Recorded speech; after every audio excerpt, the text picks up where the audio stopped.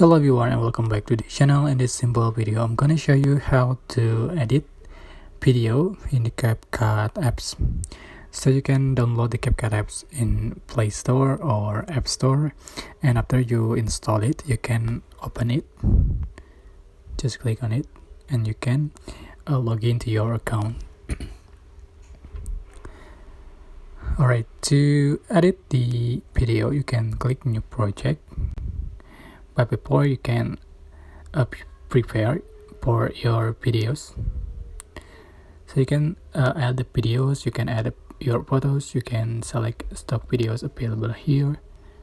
So for example, I'm going to select the videos. Just click on it, just click add. Alright, so many picture here, and you can use all the picture of the CapCut. So you can edit the video, you can split the clip, you can split the clip, you can change for the speed of the video, you can make slow-mo or fastest videos, and then you can add the animation, you can add the text, sound, overlay, effect. You can adjust for the aspect ratio here.